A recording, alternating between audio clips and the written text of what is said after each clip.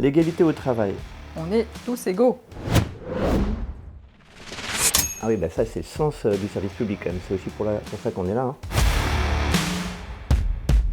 Pas de discrimination, que ce soit peu importe le sexe, les opinions aussi. La transition écologique.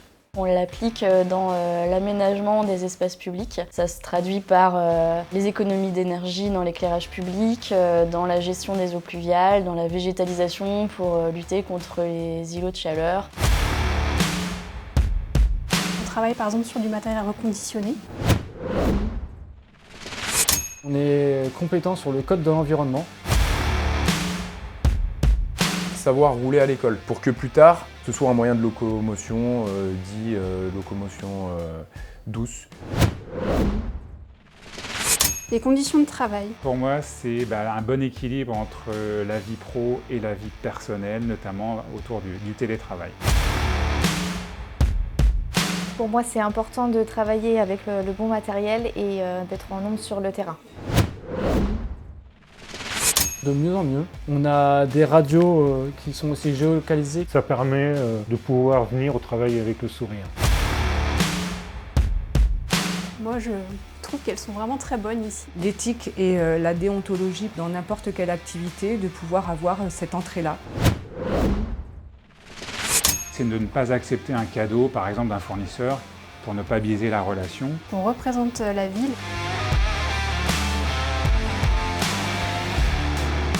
La proximité avec les habitants, usagers, citoyens. On répond à leurs attentes. On est en première ligne. Être auprès du public, je trouve que c'est le cœur de notre métier pour le coup.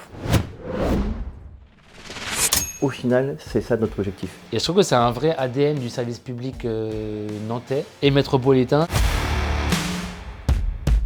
Mes usagers, ce sont mes collègues. Alors la coopération, tout seul on va plus vite, ensemble on va plus loin. Dans le projet du Grand Bellevue, c'est entre 100 et 200 personnes avec qui je coopère. Mieux connaître le travail de chacun pour essayer d'avancer ensemble. Le dialogue. Le dialogue c'est important, la communication. C'est important, même quand on n'est pas content, il faut le dire. On va voir les riverains, on va voir les usagers. On fait du dialogue citoyen. Au moins on se comprend et c'est plus apaisé et plus agréable. Le dialogue, ça va dans les deux sens. Le dialogue social, pour moi, c'est un élément incontournable. L'innovation et l'expérimentation. On innove pas mal parce qu'on change de logiciel. On essaye d'être au courant des nouvelles innovations, les techniques à appliquer sur le terrain. Ne pas être toujours dans les mêmes chemins tracés. Là j'expérimente là. Et on acquiert tous les jours de l'expérience.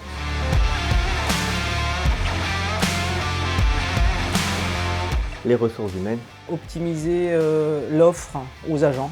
Être là pour les autres. Guider les agents. Sans les agents, on ne peut rien faire. Le management. Un manager n'est pas grand-chose sans une équipe qui a envie. J'avoue que j'ai un petit faible pour le management. C'est un plaisir au quotidien. J'entame depuis 2 jours la formation parcours encadrant intermédiaire. Pouvoir parler à ses collègues et à sa responsable quand quelque chose ne va pas et être entendu. Les outils numériques, hyper important. Il serait enfin temps d'avoir Microsoft. Ça devient indispensable. On évolue, il faut s'adapter, il faut former. La communication interne. C'est important justement quand on arrive dans une collectivité d'avoir des outils pour connaître un peu le fonctionnement, les avantages. Mettre en avant les collègues. La simplification. On devrait tous y penser puisqu'en fait on gagnerait tous en efficacité. La dématérialisation pour le temps, les transmissions des titres de transport. On est en plein dans la simplification administrative pour les agents. Rendre les démarches plus accessibles à tous. La gestion de crise. Un enjeu majeur au niveau de la sécurité. Les infocoraux pendant à peu près 1 an, mais aussi les crises météo, les crises industrielles. On est épaulé nous par le PC Sécurité. Je l'ai vécu ça, la gestion de crise lors du Covid. On a dû gérer tous les jours.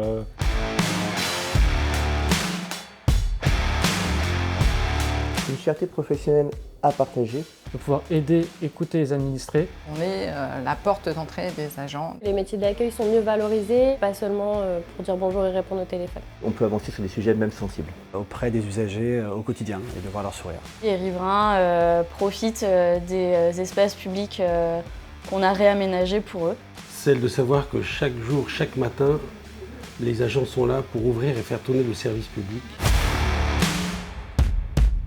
fier d'être éducateur sportif, fier de travailler pour l'intérêt général. Quand les agents sont contents, quand ils te disent merci.